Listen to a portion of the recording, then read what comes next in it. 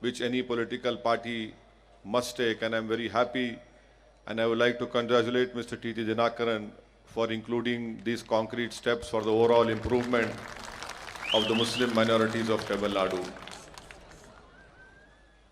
Why I say is that this grand alliance led by Mr. T.T. Dinakaran will emerge as a third political alternative is because there is a political space, there is a vacuum, and people of Tamil Nadu desire that they no more want politics of Tamil Nadu to be revolved around two political formations. And I'm sure that with all the hard work of all the ally partners, we will be able to occupy that political space which is there to be taken. And I have full confidence in the shrewdness and in the sagacity of Mr. T.T. Dinakaran. Our party strongly stands by him. We are working hard to ensure that not only our three assembly candidates win, but to also ensure that majority of the candidates from different political parties contesting with Mr. Dinakaran, they stand to win.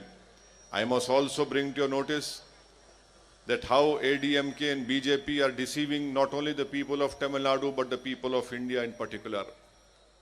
Government of India headed by Mr. Modi, Prime Minister, today, they have decreased 17 paisa on diesel and 18 paisa on petrol. I want to ask the Chief Minister of ADMK, is this your worth? Is this your worth that Modi reduces 18 paisa and 17 paisa on diesel and petrol? I want to ask the ADMK leadership, how can they support BJP when United Nations Human Rights Commission was debating a motion to censure the Sri Lankan government for the atrocities that have been committed on Sri Lankan Tamils?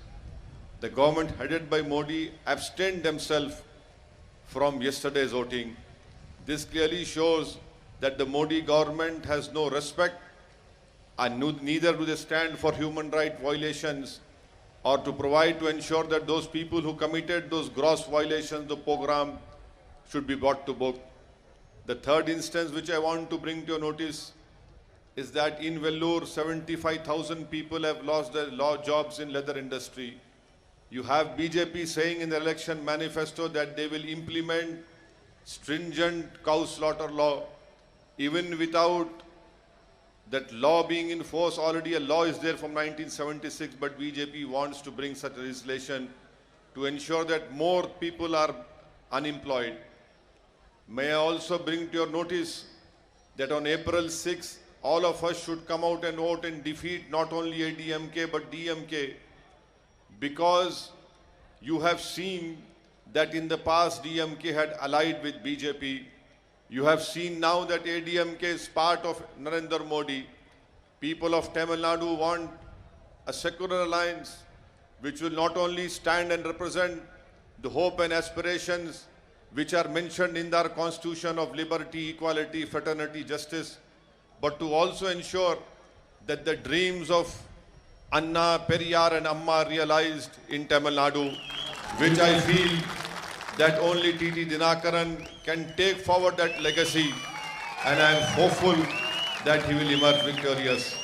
May I also bring to your notice that in Tamil Nadu, as far as Muslim minorities are concerned, their population is 7% and 11% of Muslims are languishing in jails under trials. Who is responsible for this? You have DMK and ADMK accusing MMK and my party and other political parties. Who's responsible for this mess? How is it that there are so many dropout students of Muslim minorities? How is it that you only talk about defeating BJP? Yes, we also want to defeat BJP. But should that be the sole responsibility of the Muslims? Should that be the sole responsibility of weaker section and Dalits? What about their equality? What about their development? And this allegation which is false, which is being made by DMK and the so-called secular parties that we are B team, we are out here to divide votes. May I tell them very clearly and soundly that we are here to win and we don't care who wins or loses, because if you fight an election, you have to defeat some political party. Our job is not to ensure that you win or they lose. Our primary objective is that our ally partners, our candidates win, and this we'll try to do. In DMK alliance, you have Congress party is supporting in Maharashtra Shiv Sena. And Shiv Sena chief minister stands up in the assembly and says that his party is proud of demolishing Babri Masjid. What kind of secularism is this? Will the DMK leadership, Mr. Stalin, stand up and say that does he agrees with what Congress party says? I had moved an amendment against the Citizen Amendment Act in the parliament. I want to ask DMK leadership.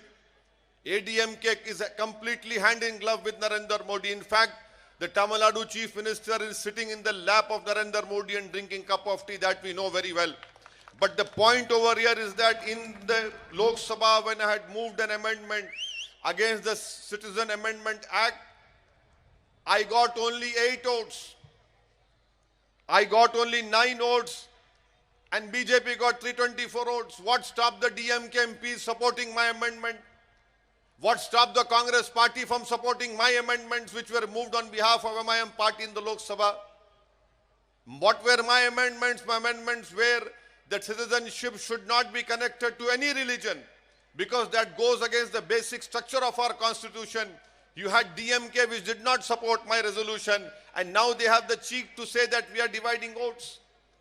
That is why I say that Tamil Nadu requires a third political front, and I am sure that this time around people have made up their minds, and this alliance headed by Mr. T.T. Dinakaran will emerge victorious, will create an history. And this allegation that we will support BJP or like, there's nothing about this. There is no truth whatsoever in it. Please don't get carried away by such false and baseless allegations, by such false propaganda which is being deliberately propagated by these so-called secular parties. They are not at all secular. Can anyone give a guarantee that tomorrow these so-called secular parties will not be hand in glove with Narendra Modi? That is why I am requesting and appealing all of you to please unite, save Tamil Nadu from fascist forces, strengthen Tamil Nadu so that Tamil Nadu is safe from opportunistic politics of DMK. And now we have not only AMK but Captain Vijayakant's party is here. You have different political parties who are there in this alliance, and I am sure that this time around an historic victory will be given under the leadership of Mr. T.T. Dinakaran. But we have to ensure that we go out and vote on 6th of April. We have to go out and vote on 6th of April.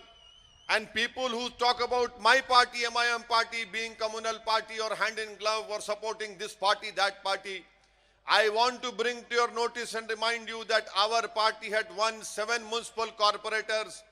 In Godhra in Gujarat, we contested 8 seats, we won 7 seats. And now because of our support, we took support of 17 independent corporators. We made a Hindu a mayor of Godhra and a deputy mayor came to MIM party. This in itself is clear proof of what MIM stands for and how MIM is committed to the secularism that is part of our basic structure of our constitution. That is why I hope and pray that inshallah ta'ala on 6th of April, all of us will come out and vote so that we can give Tamil Nadu a third political front. I once again thank Mr. T.T. Dinakaran and all the ally partners for supporting our party. Thank you. Assalamu alaikum wa rahmatullahi wa barakatuh.